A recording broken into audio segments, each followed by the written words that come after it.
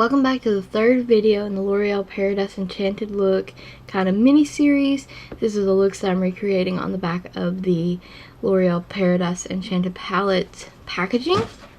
These are the looks that they suggest you create, and first off we're going to be priming our lids, and today we're going to be working on Once Upon a Time, and that's the look we're going for, and we're going to follow those steps.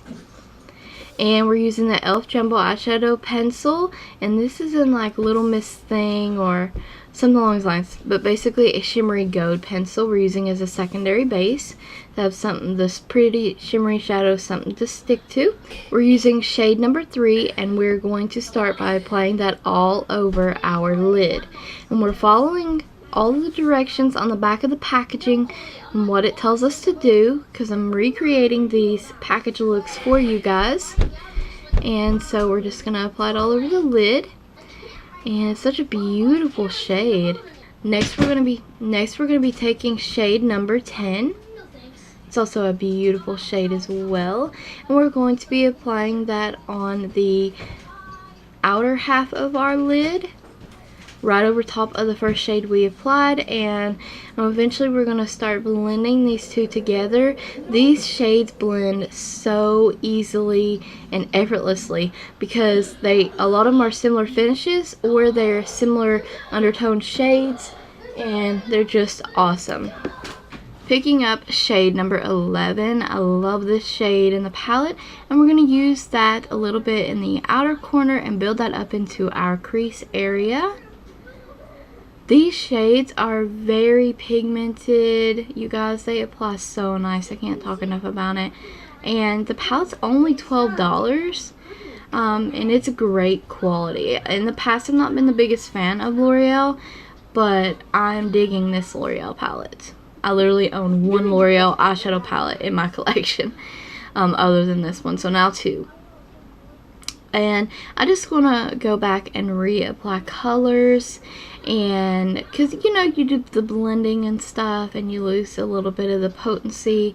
And yes, we're just going to reapply and make sure everything is where I want it to be. We're going to be using a big fluffy brush to blend down our edges, and now we're going to pick shade 1 up and use it as the highlight. In these little look descriptions, they don't really mention what you should use on your brow bone or anything, but you can use any shade you want, highlighting shade in the palette you want to use. So I typically have been using number 1. We're also going to bring shade number 11 on our lower lash line.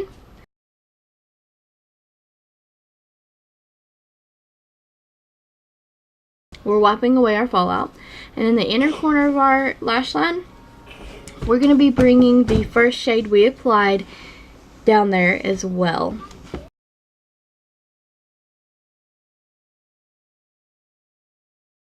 We're using the L'Oreal Infallible liquid eyeliner to do a very thin strip of liner, just line the lashes basically. And we're using the Milani Stay Put eyeliner, like always, to tightline with, and we're going to bring that in our waterline halfway. And we're also using the L'Oreal Lash Paradise mascara. I'm loving this mascara. I love the way it makes my lashes look, and I'm in love with it. It looks amazing on the lashes.